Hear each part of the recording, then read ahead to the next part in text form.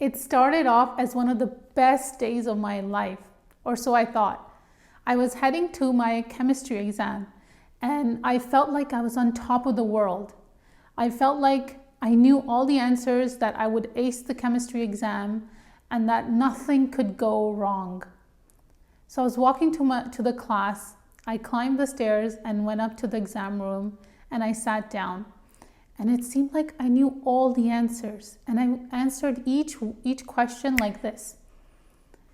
And after it was done, I walked out as if I was on cloud 9. That's how I felt.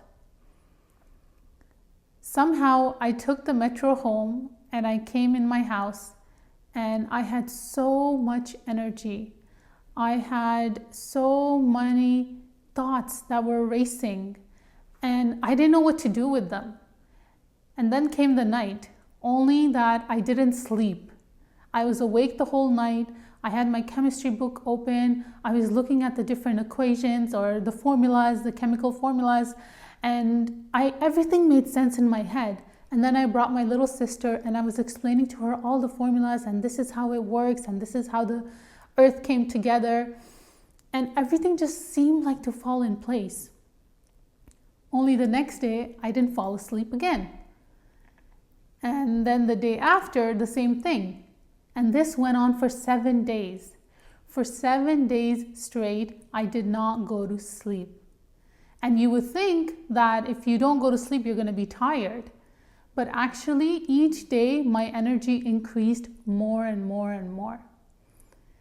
And then I had the idea that Allah had put me on this earth as one of His soldiers, and I had to fight the Shaytan.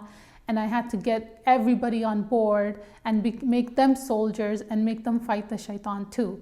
Literally, not figuratively, but I really thought that that's what my life mission was, that Allah put me on this earth and He was actually directly communicating to me and telling me to carry out this mission. So as time went on, during these 7 days, I had the energy of a horse. I was running up and down the stairs. I was talking so fast, my family could not understand me. My dad, who is so strong, mashallah, he could not even hold me. That's how much energy I had. I would be running out of his grip and they would tell me, lie down, sit down, you haven't slept for so long, what is going on? And then on top of that, with the hyper-religiosity, the hyper-religious thought of thinking that Allah has put me on this earth to be a soldier and to fight Shaytan, I had hypersexual thoughts all at once. So you can imagine the clash that was happening.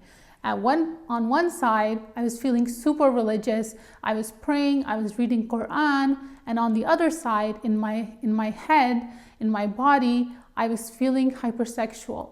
And I could not reconcile the two. So after 7 days of this, my family thought that I was possessed by a jinn. So they called the shaykh did ruqyah, and lo and behold, nothing changed. I was still in this phase.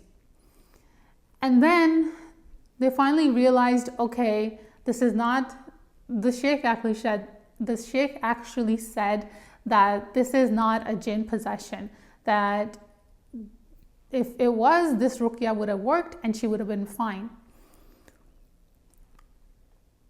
So then, alhamdulillah, my mom had the idea of taking me to the hospital. And once we went there, the doctor said that your daughter has a nervous breakdown. She's had a nervous breakdown. And here's some medication and give it to her and then she'll be fine.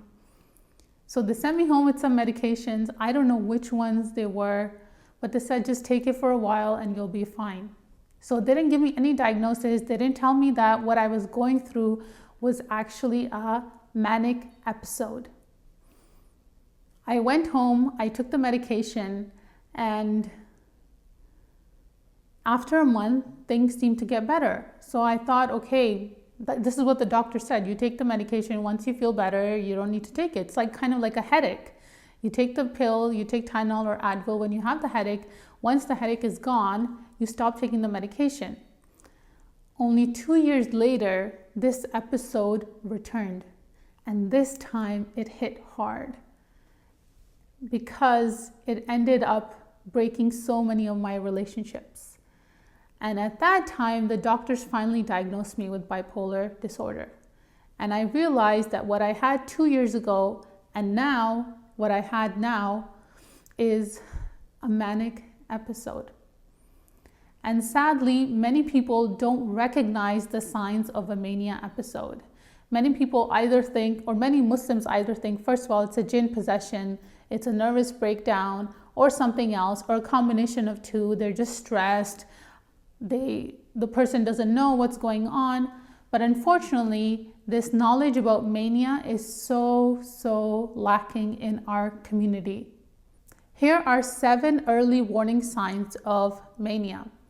Number 1 is that you are sleeping less and less. Number 2 is that you have more energy, much more than you can actually handle. Number 3 is that you're having hypersexual thoughts. You might even act on them. So that could look like you're married, but you go and have an affair. Or you're in hijab, you're a hijabi and you take off your hijab. Or you go to a bar and you have some drinks, even though you've never drunk in your life as a Muslim. The 4th warning sign of mania is that you become hyper-religious. So you're praying all your fard, your sunnah, your nafil, tahajjud, any prayer you can think of, you're doing them at like top speed. So let's say you're at a baseline when you're normal. Your baseline is that you pray this much. When you're in mania and you become hyper-religious, your prayers are going to shoot up. You're going to be praying so much to the point that it almost seems like insanity, because you're not able to stop yourself from just maintaining a stable level of salah. Part of that hyper-religiosity is that you'll be reading so much Quran. And you might read Quran every day and you might think, okay, what's wrong with praying more and reciting more Quran and being more religious? There's no problem with it, only that when it starts to disrupt your life in the sense that it's in a manic kind of way. The normal you would not be praying manically. The normal you would not be reading Quran and thinking that Allah is talking to you. The normal you would not be sitting there and reciting all the surahs and going back and forth like this, thinking that if you don't recite Quran, you're gonna die, or that the shaitan's out to get you. That's how you tell this is hyper-religiosity. It's out of your norm, what you normally would do when you are not in a manic episode.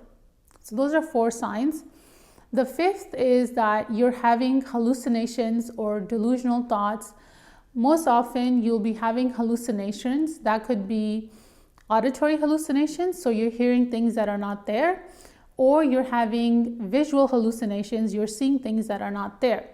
That's more part of psychosis and schizophrenia. With bipolar, in mania, you might be having delusions, or you most probably are having delusional thoughts. So thinking like, I know for example, for me, I was eating rice and there was cumin in the rice and I thought that those were bugs. I could not understand that the cumin in the rice was cumin. So that was a big delusion that I was having and it prevented me from eating. So we're up to 5 signs. The 6th is that you eat less and less. So you're sleeping less, you are having racing thoughts. I lost count of how many I have. But you are hyper-religious, you're hypersexual, you are eating less and less. But your energy is through the roof. You're not able to manage it. You're not able to direct that energy or direct those thoughts. And interestingly, when mania starts off, it's called hypomania. In the hypomania phase, you actually might be very productive. And you might be able to do a lot of things. But as time goes on, it's like being on a train ride. You first start out and you're going on vacation, you're very excited, you've packed your bags, and then the train starts to speed up. And it goes faster and faster and faster and faster. And when it's speeding up, you want to get off because it's going at a dangerous speed. And when you look ahead, you realize there's no bridge. You're heading towards a cliff. and you want to jump off so that you don't end up crashing and falling off a cliff, but you can't. You can't jump off because it's too fast, it's too dangerous. And what happens? You fall off the cliff and you end up crashing. That's what happens when there's no support system in place, when you don't have the help that you need, and you don't know that you're actually in a manic phase. So I think I went over 6 signs. The 7th sign is that you're having racing thoughts. And I don't know if I mentioned this before, but the 7th sign is that your thoughts are so fast that you can't even focus on one task. Even to the point, if you need to dress yourself and you need to put on your clothes, but you're running all over the place and you can't change your clothes. And there have been people that I know during the mania phase, they've run out on the street without any clothes. Like, I'm talking about being naked, and they've just ran out on the street. And there's a hadith of a woman who came to the Prophet ﷺ, who said that during her fits of epilepsy, which is not the same thing as mania, but you can term it under a mental health disorder. She said during her epilepsy, when the seizures would come on, she would uncover herself. And she went to the Prophet ﷺ and she said, can you make dua that doesn't happen? And he ﷺ said, I'm paraphrasing, that I can either make dua for you so that you are cured of your illness, or you can have patience and you can get Jannah because of your patience. And she chose the second. She chose to have patience so that she could get Jannah. So in a manic episode, of course, you cannot have patience because you're already so deep in it, but you can definitely set up a support system where you are patient throughout your recovery, and you prevent a manic episode from happening by having that patience in working hard and setting up an ecosystem that works towards your recovery. So I was saying that one of the warning signs of mania is that you become hyper-religious. How do you tell the difference that you are on a spiritual high versus you're in a manic phase of hyper-religiosity? What's the difference? Your high in a manic episode might feel very spiritual. And in the beginning it does. You might be reading more Quran, you might be praying more, you might even be fasting a lot. If you're not a hijabi, you start putting on the hijab. If you are a hijabi, you start wearing the niqab. So all these things, you think they're good because you're doing more of it. But when you come out of the manic episode, you have that crash and you come out and you let go of the hijab, you let go of the niqab, you stop praying, you stop reading Quran. Then you realize that wasn't my baseline. That's not my normal self. My normal self gets the 5 prayers in. My normal self wears the hijab. I'm not ready to do the niqab. Or my normal self doesn't wear the hijab. I'm not ready to become a hijabi right now.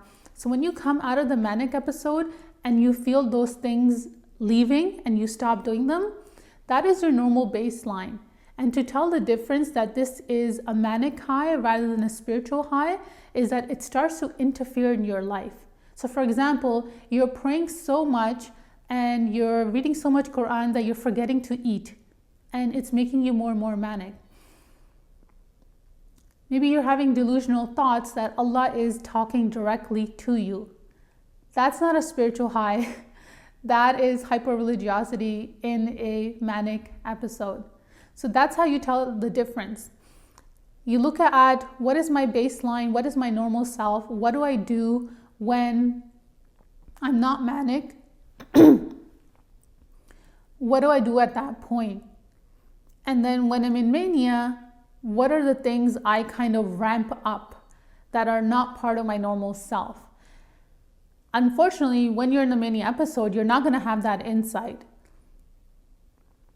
But when you've surrounded yourself with the right people and your support system is around you, they're able to discern that this is hyper-religiosity and it's part of the manic episode. And when you come out of the episode or before you went into the episode, they can realize that this is how, Saba really is. This is how Aisha really is. they can understand that. But you want to get to a point where you have that insight yourself, because the people around you can only do so much. You need to be a self-advocate for your own wellness. You need to have agency over your own recovery, because your support system can't always catch you. They're not always going to be there to help you. You need to stand up for yourself and get the knowledge you need. And watching this video is a great way to do that. I have some Islamic tools that I use myself. For grounding through a manic episode, or especially when I'm not in mania. So they're like a preventative tool. And I don't use Islam as a tool for my mental health. Rather, I use my mental health or bipolar or mania as a tool to become a better Muslim, to worship Allah better. So that looks like that throughout my day, week, month, I'm constantly making dhikr. And that's what you want to do. You want to inculcate a habit of constantly remembering Allah. And maybe that's difficult, especially in the beginning. So you don't have to start off with saying astaghfirullah 10,000 times a day, which some people actually do. Maybe you start off with, after every salah, you say astaghfirullah maybe 100 times, even 50 times. And then after each salah, you add more and more. And then maybe you get a dhikr counter or a tasbih, and you start recording or start holding yourself accountable for making a certain amount of adhkar every day. Now, why is that important? When you are in a state of wellness and you've inculcated this adhkar in place, when the storm hits, inshallah, you'll be more protected. Yes, I understand. During the manic episode, you are going to be hyper-religious. But when you come back, when you come out of that episode, because you've built this habit of doing adhkar, when you come out of the episode, you won't have a big crash. You won't feel guilty that during my episode, I was praying more, I was fasting more, I was reading Quran. You won't have that guilt when you come out of the episode and think that, oh, I'm not doing any of those things now. When you've built a lifestyle where you were already doing those things, coming out of the hyper-religiosity won't feel like such a big crash. Now, that takes time to build. Those habits take time to build, and you need the right systems in place. You can read the book, The Atomic Habits, which I read, I think 2 or 3 times. And in there, the author really helps you set up a system of habits that you can use every day to make sure that you implement healthy routines and that you get your goals and you get your stuff done. Another tool for slowing down is to reduce your stimulation. Especially in the summer, people who have bipolar and go into mania, or who have schizophrenia, they go into psychosis, which has an element of mania to it. During the summer, often because there's increased sun and the days are longer, many people do start to feel manic. And one of the top ways to prevent mania and to curb it or sideline it is to reduce your stimulation, which means reduce your workload or the amount of appointments you have or your schedule. And that's one aspect. Another aspect to reduce your stimulation is maybe don't go out to every social outing. Don't have a cluttered home. Organize it. Even if you need to call in someone and get, a cleaning lady or an organizer, you need to call them in, or a family friend, to make sure your environment is clean and organized. Another way to reduce stimulation is to limit the time you have on your phone, not just social media, but your phone. And a great way to do that is to set up an alarm on your phone that after, let's say, 7 p.m. or after Maghrib time, your phone goes into sleep mode and it doesn't get out of sleep mode until 8 a.m. in the morning. So during the night time, you really have a phone-free environment. Even when let's say you pick up the phone at 9 p.m. and you've set that alarm into sleep mode at 8 p.m. You pick up your phone at 9 p.m., but your phone is just a black screen. So you're less tempted to go on social media, you're less tempted to check your emails or your messages. One step further would be to delete the apps from your phone. Let's say you find yourself, it's really stimulating for you. Temporarily delete the email app from your phone, the social media apps. And when you feel like you're in a better place where you have more self-control, the stimulation is low, you can add those apps back in. Another tough thing that might happen as you're going into mania is the warning signs I was talking about. So less sleep, less eating, more increased energy. And you might even be working out a lot. With all the increased energy, you might be doing ultra high intensity workouts or more frequently. And what you want to do is to see your sleep and eating as ibadah. That means you have to force yourself to have those 3 meals a day. You have to force yourself to go to sleep. And I know it's hard. When you're in mania, how do you go to sleep? You can set, well, even before, this is about curbing that manic episode to prevent it, is you find yourself each day and you track your sleep. That's another thing that you can do. You find yourself every day you're sleeping less and less. So you're tracking the number of hours. Maybe first you're sleeping 8 hours, then 6 hours, then 3 hours. And I have a cutoff line that for 3 days, if after 3 days you're sleeping less and less or your sleep is disturbed, then you need to put drastic measures in place to fix that. And when you see sleep as ibadah, when you turn your room into a black room, you make sure it's really cool. There's no TV in your room. You don't have your phone in your room. You put it outside the room. All those things are a form of ibadah, because as you go to sleep in a better state, you're actually taking care of the body that Allah has entrusted you with. So isn't that ibadah? It is. Then you can see your eating as ibadah too, because when you don't eat in a manic phase, your body can really break down. And when you see eating as a form of worship, it's easier to do it. There has been times in the past when I was going into a manic episode and I had learned from my past episodes, I would have to force myself to eat.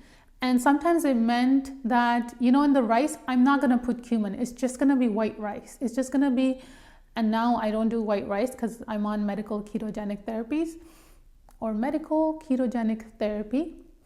And it means that, forcing myself to have that protein or forcing myself to increase the fat in my diet, that is worship. See it as that. When you reframe these things as worship, it becomes easier, especially for the practicing Muslim.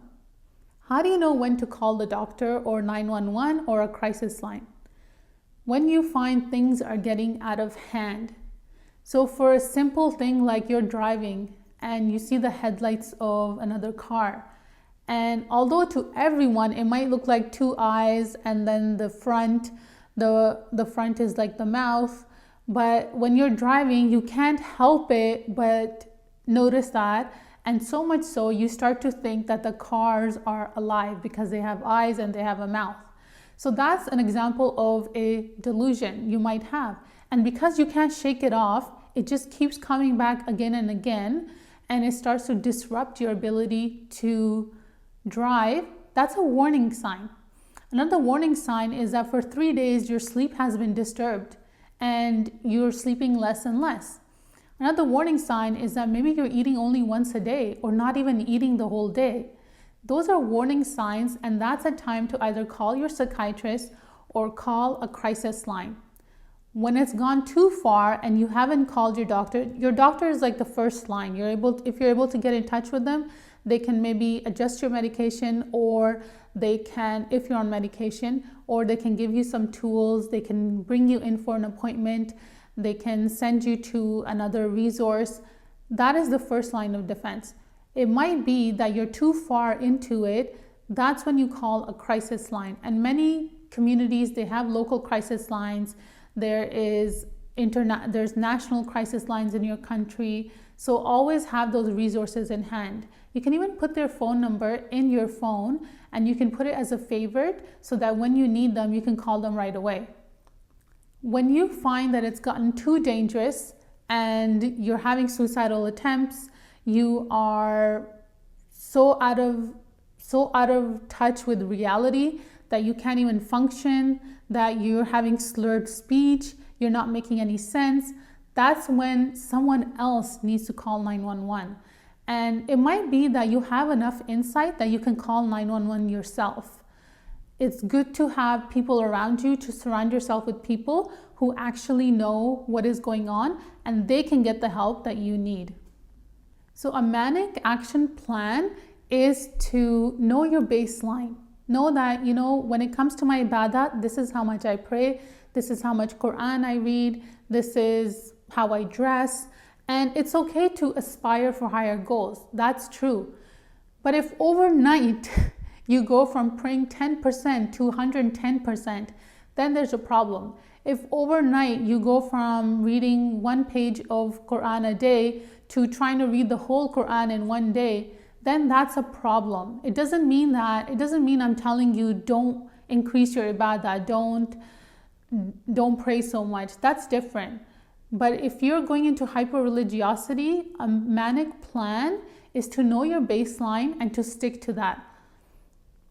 And if you want to do improvements in your spiritual sphere, then take it slowly in gradual increments, implementing small habits every day that can help you move towards your spiritual goals. Another aspect that's part of the manic plan is to have a support system around you, to have a community who can notice these early warning signs. Maybe it's your mom, maybe it's your spouse, maybe it's a sibling, it's a friend. People around you who are well versed in mental health first aid and who can help you and recognize the early warning signs, and they can get you the help that you need. Whether, again, that's calling a crisis line, calling your doctor, calling 911, though that's the last resort. Another part of the manic plan to prevent mania is to track. So that means track your eating, track your sleeping, track your mood. And I know it can get annoying, but in the beginning, you want to be very intentional about it. And once you track it, let's say for a month or 2 months, it really becomes intuitive. You don't have to track your sleep every day. You don't have to write down the number of hours. You don't have to track everything that you eat. It just becomes so second nature that you're able to tell, hey, for the past 3 days, I didn't sleep properly. Hey, I haven't eaten my normal amount of meals that I'm supposed to eat. So once that becomes a habit, you're able to pick up on it much faster. That's it for now. I hope you enjoyed this video, or I don't know if you really enjoy watching a video about mania when it can disrupt your life so much. But I hope that you learned from it. And remember to join my school community. It's free and it's a supportive environment where any Muslim with a mental health challenge or a mental illness, or especially loved ones who see someone that they love going through a mental health challenge or a mental illness, especially mania, it's a space where they can join and they can really connect with other people who are going through the same thing. See you in my next video. Assalamu alaikum.